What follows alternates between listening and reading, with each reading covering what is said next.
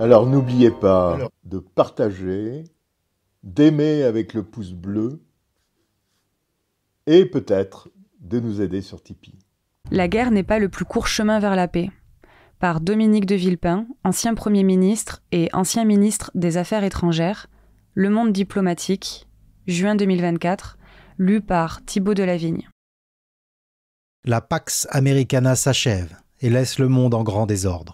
Depuis 3 décennies, les États-Unis, suivis par leurs alliés, seuls en scène, avaient cru pouvoir remodeler le monde à leur image, par l'influence, se croyant des exemples, par la régulation, se présentant en source de droit, et de plus en plus, par la force, se sachant les plus puissants. Ce faisant, ils ont perdu de vue leurs propres promesses et suscité une levée de boucliers mondiale dont nous payons tous aujourd'hui le prix. Le temps n'est pas à regarder en arrière, mais à tirer les leçons et regarder en avant, vers le monde qui vient, prisonnier d'une mécanique infernale, un engrenage de la guerre globale, fait de 3 processus parallèles. Tout d'abord, la fragmentation du monde. Elle résulte principalement d'une dérégulation de la force sans précédent. Le consensus de 1945, fondant un ordre international au service du règlement pacifique des crises, poursuivi dans l'intérêt de la désescalade pendant la guerre froide, puis comme gendarme du monde par l'hyperpuissance américaine, s'est délité. D'un côté, parce que les puissances occidentales garantes de cet ordre se sont affranchies de leurs propres règles, agissant hors du cadre légal international, au Kosovo en 1999, en Irak en 2003, sans garde-fou comme en Libye en 2011, et sans perspective politique, comme au Sahel depuis 2013. De l'autre côté, l'effritement du droit est le fait des puissances, comme la Russie ou la Chine, insatisfaites de l'ordre de 1945 qui leur laissait trop peu de place et leur paraît justifier un recours plus décomplexé à la menace et à la force. La fragmentation naît aussi d'une accélération des crises rendant le monde plus explosif que jamais, après la traînée de poudre des guerres civiles issues des printemps arabes de 2011, en Libye, en Syrie, au Yémen. Tous les conflits gelés des années 1990 semblent chauffer à blanc. Guerre en Ukraine depuis 2014, et plus encore 2022, double guerre du Haut-Karabakh entre l'Azerbaïdjan et l'Arménie en 2020 et 2023, ou nouvelle guerre de Gaza en 2023. Partout, des acteurs opportunistes, groupes terroristes, hommes forts, mouvements ethno-nationalistes avancent leurs pions sur l'échiquier du dérèglement mondial. Enfin, cette fragmentation se nourrit d'une polarisation du système international aggravée par la multiplication des sanctions. La rivalité entre Chine et États-Unis oblige peu à peu chaque pays à s'aligner et à choisir son camp. Depuis la guerre froide, nous savons combien la bipolarisation est lourde de courses aux armements, de risques d'escalade, de conflits par procuration sur les marges disputées. Mais celle-ci se produit à une échelle sans précédent, et le rapport de force n'est pas, sur la longue durée, de façon absolue, favorable à Washington, ni démographiquement, en dépit du vieillissement accéléré de la Chine, ni économiquement, en dépit de la crise de la croissance chinoise, ni peut-être politiquement, à l'heure où les États-Unis deviennent moins fiables, plus exigeants, parfois même impérieux. S'il semble croître insolemment aujourd'hui, c'est que la protection ne va pas sans une tentation de vassalisation, voire de prédation de leurs alliés. L'avantage comparatif majeur de l'Amérique restera longtemps une armée surpuissante, déployée sur tout le globe, seule dotée de l'arsenal complet de notre époque et aguerrie par un siècle de conflits, quand les militaires chinois n'en ont aucune expérience directe. L'essentiel du poids des guerres repose sur les points d'appui asiatiques, Japon, Corée du Sud et Taïwan, et sur les alliés européens, indirectement, puisque la polarisation facilite un rapprochement et même une complémentarité stratégique de la Chine et de la Russie qui n'avaient auparavant rien d'évident. La logique du tout ou rien. Un deuxième processus produit une logique de confrontation totale. Les situations en Ukraine et à Gaza signalent de nouveaux niveaux d'intensité de la guerre. Des parallèles ont été évoqués ici avec la guerre des tranchées, là avec les bombardements de Dresde. Mais plus profondément, dans ces conflits d'un nouveau type domine la logique du tout ou rien, où tout compromis paraît une compromission. C'est l'ère de Munich, chanté à tout va. Ce sont non seulement des conflits territoriaux, mais aussi existentiels pour chaque belligérant. Les Ukrainiens, face à l'agression russe, affrontent une volonté explicite d'éradication de leur nation. Mais en Russie prévaut également, au sommet, l'idée d'une guerre existentielle pour ses droits en tant que nation, en but à la pression d'un Occident menaçant à ses portes. En Israël, le 7 octobre a réveillé le sentiment d'une vulnérabilité existentielle, le vacillement de la promesse fondamentale de l'État d'Israël d'offrir un lieu sûr où les Juifs pourraient vivre en sécurité. L'ampleur et l'horreur des attaques sur le territoire israélien même, la défaillance du renseignement et de l'armée ont engendré un doute et une peur indélébiles. À Gaza, l'intensité de bombardement sans relâche, le niveau de destruction, le sentiment d'un ciblage de toutes les infrastructures culturelles, sanitaires, éducatives, d'une identité collective, renforcent le sentiment d'une mise en cause totale. Totale, ces guerres le sont aussi parce qu'elles sont mémorielles, emportant le passé dans leur havresac. Tous les fantômes de l'histoire semblent convoqués. En Russie, on mobilise la mémoire de la Grande Guerre patriotique entre 1941 et 1945, dépeignant l'Ukraine en pays à dénazifier. En Ukraine, on rappelle le souvenir des famines organisées de l'Holodomor entre 1932 et 1933, appelant à déstaliniser la Russie. En Israël, le 7 octobre a évoqué l'écho terrible de la Shoah, et certains considèrent la conquête de Gaza et la destruction du Hamas comme une dénazification légitimant le bombardement, l'occupation militaire et, à l'avenir, la rééducation des Gazaouis. Côté palestinien, c'est la mémoire de la Nakba, la catastrophe de 1948, qui est dans tous les esprits, avec la crainte que la stratégie d'Israël soit en définitive de chasser les Palestiniens vers l'Égypte ou ailleurs. Ne nous y trompons pas, cette spirale identitaire de l'essentialisation de l'autre, à l'œuvre dans les guerres, est présente aussi chez nous. Tout le monde a peur. La logique de l'ennemi, analysée par Carl Schmitt, cristallise les craintes de chacun d'un ennemi acharné à sa destruction. Réduisant l'autre à une caricature, on en fait un diable, aux intentions aussi secrètes qu'infernales. Et nous confirmons tragiquement cet adversaire dans sa propre conviction que nous ne rêvons que de l'anéantir. C'est, à l'intérieur, la mécanique de la guerre civile dont on voit les germes ici ou là, et d'abord dans une élection présidentielle américaine hystérisée, et, à l'extérieur, la logique de la guerre totale. Troisième processus, la mondialisation de la guerre tend vers un point d'aboutissement, la guerre globale, une guerre sans limite démultipliée par la mondialisation. La guerre globale n'a pas de limite dans sa contagion et sa transmission. Jadis, la barrière de l'espace, la lenteur des communications, les limites aux échanges créaient une contention naturelle des conflits. Aujourd'hui, au contraire, elle affecte une humanité totalement interdépendante et interconnectée, dans laquelle les chocs économiques, les passions politiques et les mobilisations guerrières sont quasi instantanées. Notre monde devient ainsi plus inflammable qu'aucun système international du passé, à la merci du moindre dérapage, de la moindre manipulation. La guerre globale s'infiltre dans tous les recoins, les mers, les terres et les airs bien sûr, mais elle se dessine également dans l'espace et le cyberespace, avec, dans les deux cas, des conséquences sans précédent sur les vies quotidiennes de l'arrière, disruption dans la santé, guerre hybride de l'information et de la déstabilisation politique, transformation des conflits internationaux en batailles civiles et identitaires. La guerre globale est porteuse d'une destruction potentiellement illimitée. Le risque non nul d'un conflit nucléaire, la perturbation des voies commerciales avec ses risques de pénurie et d'inflation, la menace d'une guerre de l'espace, doivent être mesurés par ceux qui, à la légère, pensent parfois que la guerre est le chemin le plus court vers la paix. Cette guerre-là ne mènerait qu'à la paix des cimetières. La guerre globale est une guerre suicidaire contre la planète elle-même qui nous détourne de nos objectifs de décarbonation, divertissant les énergies si difficiles à mobiliser, mais plus gravement encore, elle nous fait entrer dans une démarche compétitive, dans laquelle la décarbonation devient une variable de la confrontation des blocs, un manque à gagner pour l'économie de guerre. Et qui acceptera de se serrer la ceinture s'il risque de faire baisser les prix de l'énergie pour un rival ? Ce calcul vicié nous dirige vers une accélération du réchauffement climatique. Dans ce monde inflammable, la France se déracine aujourd'hui dans une Europe qui se délite. C'est le risque d'une France hors sol, dans une Europe hors jeu. Pendant 60 ans, la Ve République avait su se réenraciner dans le monde après la débâcle de 1940, les guerres coloniales perdues et l'affaire de Suez qui la mettait pour ainsi dire au coin, en but aux critiques des deux blocs. Le général de Gaulle a pu imprimer une marque durable qui fondait le prestige de la France sur 4 piliers. Le rôle de garante et pionnière de l'ordre multilatéral, justifiant par son dynamisme son appartenance inespérée aux vainqueurs de l'ordre de 1945, le rôle d'aiguillon et de puissance d'équilibre dans l'affrontement des blocs, ni alignée ni indifférente, le rôle de puissance indépendante, dotée de l'arme nucléaire, parlant d'égal à égal à tous les États du monde, le rôle enfin d'animateur prudent d'une Europe politique solidaire et en constant rapprochement au nom du dépassement des querelles nationales. La France d'aujourd'hui est comme déracinée. Elle donne l'impression d'une étrange impuissance. Depuis 1989, elle a été déséquilibrée par la disparition d'un des blocs, par la puissance retrouvée de l'Allemagne et par la perte d'influence en Afrique.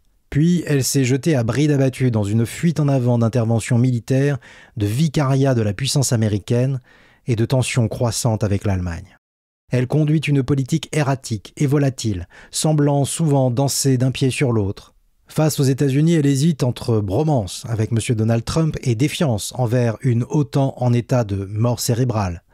Face à l'Allemagne, elle passe d'un discours de 2017, appel du pied à la chancelière Angela Merkel, à une confrontation aigre sur tous les dossiers techniques, voire depuis le discours de Bratislava en 2023, à la tentation d'une alliance de revers avec l'Europe de l'Est contre le magistère allemand en Europe.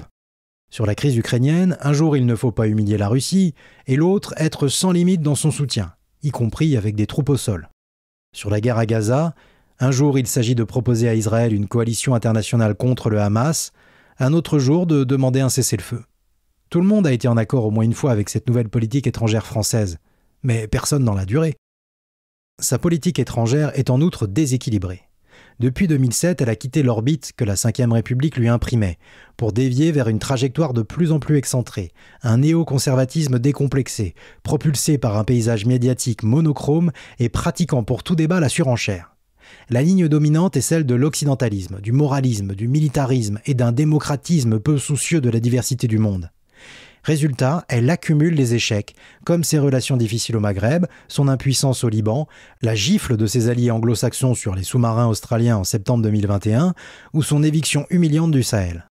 Une vague de ressentiment anti-français secoue l'Afrique et traverse le monde, comme un nouveau moment 1956 de remise en cause de nos choix diplomatiques. Sa politique étrangère s'est militarisée, surtout pour ce qui concerne la gestion de crise. Quand on a un marteau, tous les problèmes ressemblent à des clous, avait coutume de dire le président Barack Obama. Ce qui est vrai de l'armée américaine l'était aussi, à sa mesure, de l'armée française. Or, à l'opposé, la diplomatie est un couteau suisse, une somme d'outils imparfaits destinés à parer au mieux toutes les éventualités et à bricoler des solutions qui sont toujours les moins mauvaises possibles. Les grands diplomates sont d'abord des bricoleurs de talent, armés d'une culture historique, d'un esprit de service et d'un goût de l'autre à toute épreuve. Dans cette spirale tragique, ces dérives sont à la fois les causes et les effets de la faiblesse française, l'entraînant toujours plus près du risque d'abaissement. Hors de nos frontières, qui reconnaît encore la France lorsqu'elle se caricature, faute de boussole stratégique ? L'Europe, au même moment, est menacée d'effondrement. Organisme géopolitique friable, elle subit les surpressions et les dépressions de son environnement immédiat. D'abord, surpression extrême des grandes aires de puissance qui l'enserrent, Russie, Chine, États-Unis. La guerre en Ukraine a rappelé à l'Europe sa vulnérabilité. La souveraineté territoriale du vieux continent est en jeu. Elle sait désormais ne pas être en mesure d'assurer seule sa défense, dépendant d'une aide américaine pourtant chaque année plus incertaine. Elle peine à relancer sa production de défense pour remplir ses stocks et continuer à aider l'Ukraine. Les projets industriels communs sont souvent encalminés ou péniblement relancés, comme les projets franco-allemands d'avions de chasse, système de combat aérien du futur, le SCAF, et de chars du futur, Main Ground Combat System ou système principal de combat terrestre, le MGCS. La France doit quitter le G7. Mais la souveraineté industrielle européenne n'est pas en meilleure forme. L'Europe apparaît rétrécie face à l'économie américaine et menacée par la poussée de protectionnisme et de planification industrielle que les États-Unis poursuivent avec pragmatisme de M. Trump à M. Biden. Les PIB européens et américains étaient similaires en 2008. Le premier ne représente aujourd'hui que les 2/3 de celui des États-Unis. La crise financière des subprimes, loin d'affaiblir l'économie d'où elle est partie, l'a renforcée et renouvelée, laissant l'Union européenne s'étrangler dans les politiques de rigueur.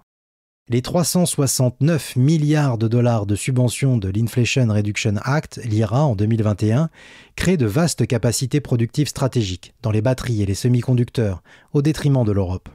Dans le même temps, l'Europe apparaît trop dépendante commercialement de la Chine, la France pour le luxe comme l'Allemagne pour l'automobile. L'industrie européenne se retrouve en danger sur la nouvelle filière clé des batteries et des véhicules électriques. Il résulte de cette double pression une crise historique du modèle industriel européen et le risque d'une course au protectionnisme et aux subventions dans laquelle l'Europe courrait pieds et poings liés par une politique de la concurrence trop rigoureuse, la fragmentation des subventions et une politique commerciale contrainte par les intérêts divergents des 27. La place de l'Europe en termes de souveraineté technologique n'est guère plus brillante. Les 7 magnifiques de la tech américaine, Alphabet, Amazon, Apple, Microsoft, Meta, Nvidia et Tesla dominent le monde. Dans les 50 premières entreprises du secteur technologique, figurent, en tout et pour tout, 4 entreprises européennes. Le marché du cloud européen est capté à 72% par 3 entreprises américaines, avec des risques réels d'extraterritorialité des données, des Européens, et de perte de souveraineté numérique. À l'heure où déferle une nouvelle vague d'innovation, avec l'intelligence artificielle et le calcul quantique, l'Europe doit se mettre en situation de protéger ses startups talentueuses en dirigeant la commande publique vers les entreprises européennes et en structurant le marché unique numérique. Des pressions ensuite de 2 espaces voisins où le vide de puissance conduit à l'instabilité et au chaos, au Proche-Orient et en Afrique subsaharienne, multipliant les défis aux portes. L'Europe voit son voisinage comme une source de menaces et de problèmes, pas de partenariat. Guerre à l'Est, échec des politiques de soutien et crainte obsessionnelle des vagues migratoires au Sud. Ainsi, l'unité européenne se révèle chaque jour plus difficile à assurer, tandis que la démocratie communautaire semble suspendue entre saut fédéral et expansion intergouvernementale.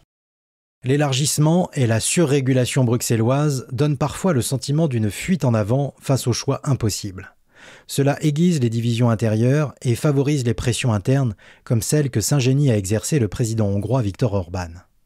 M. Emmanuel Macron a vu juste avec sa demande d'affirmation d'une autonomie stratégique européenne, et il a même obtenu de réels résultats avec la mutualisation de 750 milliards d'euros de dette européenne durant le Covid. Mais encore faut-il que l'Europe survive. Reconnaissance de l'État palestinien. Le temps est pour la France au sursaut diplomatique dans la fidélité à sa vocation et à son message. Elle doit se remettre en ordre de bataille et, pour cela, pouvoir s'appuyer sur un corps diplomatique et un appareil militaire de qualité aujourd'hui malmené. Pour échapper au réalisme, triste et impuissant, comme à l'idéalisme, naïf et encore plus impuissant, il faut choisir la voie d'un idéal réalisme conséquent, assumant l'ardente nécessité de la puissance, de la France, de l'Europe, de la communauté internationale. Mener une diplomatie efficace, c'est d'abord savoir choisir des priorités capables de rétablir la crédibilité française. La première priorité, c'est une diplomatie d'engagement pour se mettre au service de la paix. Travail de longue haleine et de haute intensité, car il s'agit d'abord et avant tout de recréer le lien avec le Sud. Or, nous avons perdu le contact au cours des 2 dernières décennies au point de ne plus même entendre et comprendre ce qu'on nous dit. Il est temps pour la France de redevenir ce qu'elle a toujours été, un pays monde, passerelle et carrefour du Sud et du Nord, de l'Est et de l'Ouest capable de parler à tous. De nouveaux forums sont nécessaires, où le message de la France peut se déployer dans l'intérêt général. Le G7, créé par le président Valéry Giscard d'Estaing, n'a que la légitimité devenue caricaturale d'un gouvernement censitaire global, 1/10 de la population mondiale contrôlant la moitié de la richesse mondiale, un club de l'entre-soi de l'Occident global. La France devrait lancer un signal fort en se retirant de ce forum sans avenir. Le G20, ressuscité par le président Nicolas Sarkozy après la crise de 2008, qui a d'abord été le symbole de la technocratie financière mondiale, doit renouer avec une forme de responsabilité devant l'Assemblée des Nations Unies, gardienne du droit international. À l'heure de la contestation et du blocage de l'ONU, la France doit poursuivre le projet de réforme du Conseil de sécurité pour en accroître la représentativité, avec de nouveaux membres permanents, et l'efficacité avec une réforme ponctuelle du droit de veto. Parmi les forums généralistes, les BRICS méritent notre attention. Organisation en pleine transformation, elle se fixe comme ambition de représenter le Sud global par ses élargissements récents. Elle rassemble déjà près de la moitié de la population mondiale en un ensemble hétéroclite mais uni par un même ressentiment envers l'Occident. Nous devons entrer en effet dans une logique majoritaire à l'échelle du globe pour faire apparaître des solutions nouvelles et trouver un élan réformateur commun. Ce serait la place de la France d'initier un chemin vers un BRICS plus élargi dans lesquels des pays volontaires s'agrégeraient aux discussions des membres de ce regroupement pour formuler un agenda global porté par une large majorité mondiale. Nous devons faire la preuve de l'efficacité de la méthode collective, dossier par dossier, sur le climat bien sûr, et ce malgré l'épuisement progressif de l'élan de l'accord de Paris, de COP en COP, mais aussi sur la question des États faillis, qui se traduit concrètement par 2 fléaux de la mondialisation, d'une part le terrorisme international qui gangrène le Sahel, le Proche-Orient, l'Asie centrale et touche toutes les puissances, d'autre part le crime organisé qui gagne du terrain sur tous les continents. Nous devons aussi défendre et porter une vision multipolaire. L'affrontement des blocs ne peut résumer toute la diversité du monde. Notre longue histoire, nos échecs aussi, nous ont appris que l'équilibre des puissances était le pire des systèmes internationaux, à l'exception de tous les autres, à l'instar de ce que Winston Churchill disait de la démocratie. Nous devons affirmer clairement que le retour de la Chine sur le devant de la scène mondiale est légitime et nécessaire, après 2 siècles d'oblitération, mais aussi que le retour d'une Inde forte et porteuse de ses propres messages est à espérer et à attendre. Notre diplomatie doit porter la trace de cette recherche de grands partenaires.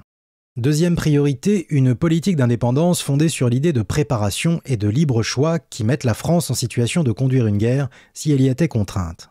Nous devons d'abord réfléchir au dimensionnement de l'armée. La loi de programmation militaire renforce les crédits d'ici à 2030 de plus de 400 milliards d'euros. Prise de conscience du sous-investissement des dernières années, cette loi persévère cependant dans la voie d'une armée généraliste, nécessairement réduite, une armée banzai au service des ambitions séquoia d'une grande puissance mondiale. Nous devons accepter de resserrer nos ambitions sur la défense continentale et territoriale. C'est la poursuite de la logique de professionnalisation des armées engagée par le président Jacques Chirac en 1995 pour disposer d'un outil puissant, flexible et moderne.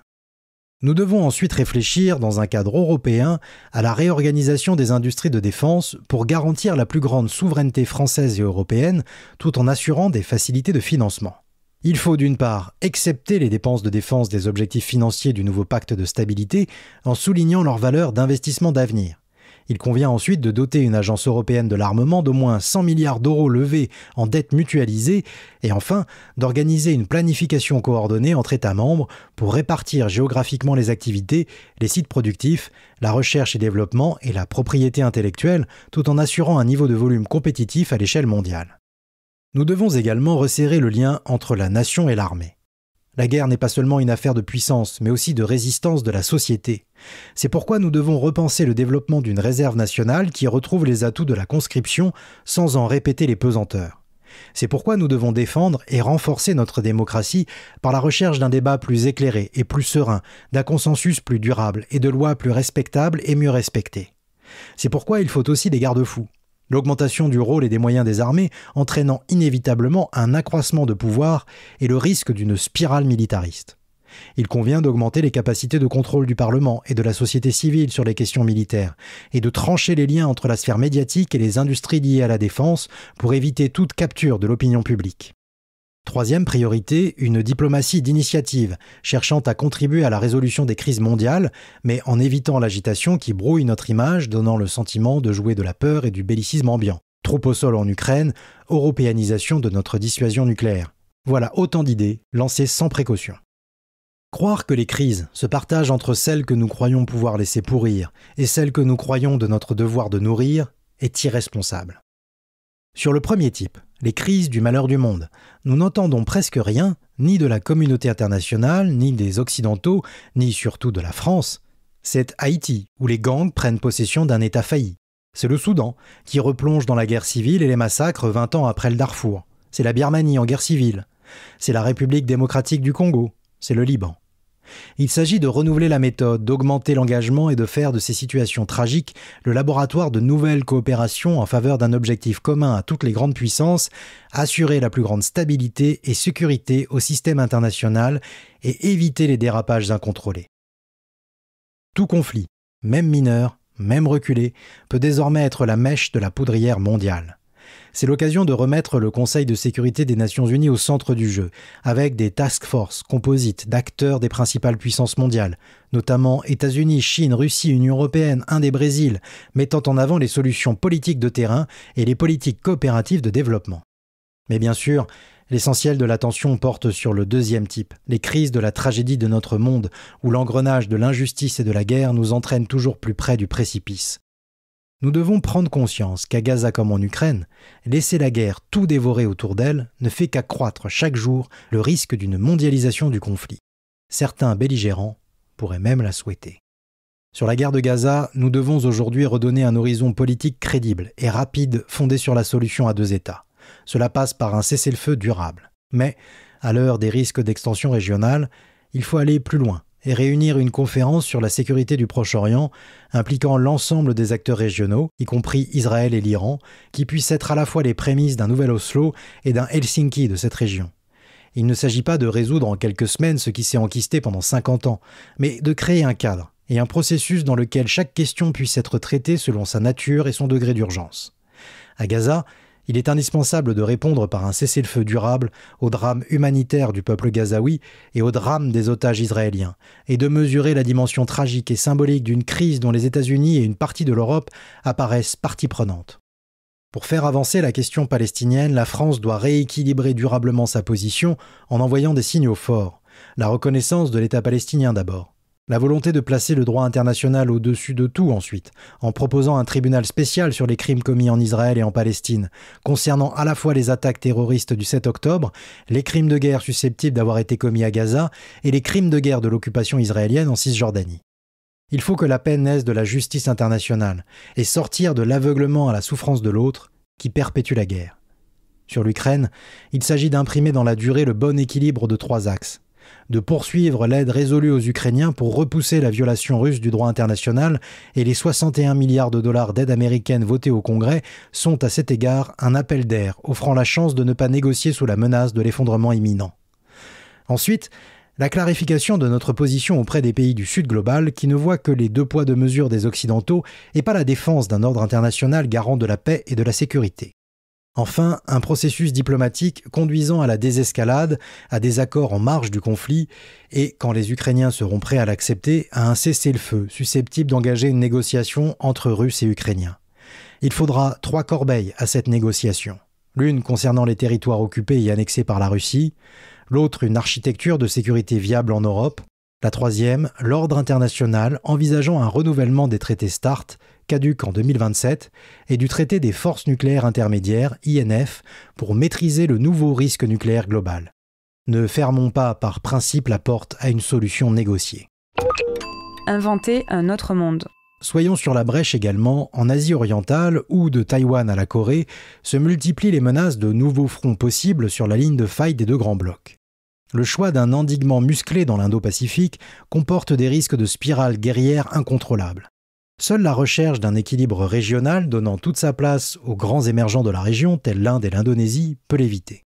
Ne tenons pas pour acquis que la guerre est inévitable, comme on semble trop souvent s'y résigner à Washington, et sachons prendre l'initiative pour proposer des formats de discussion susceptibles d'accompagner des solutions graduelles. La France ne peut s'enfermer dans l'alternative entre une nouvelle guerre mondiale et un nouveau Yalta.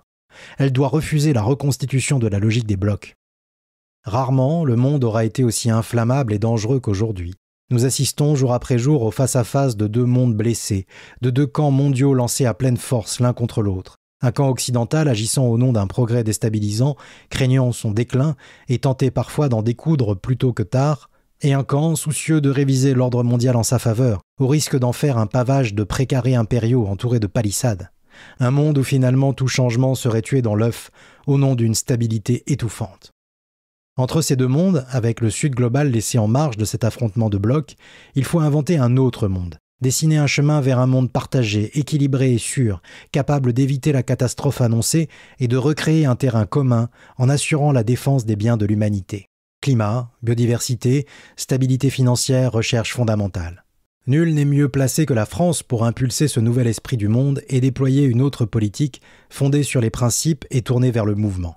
Justice, équilibre, sécurité collective et recherche de la paix doivent être le nouveau cap d'une France consciente qu'aujourd'hui, le repli sur soi, c'est la chute.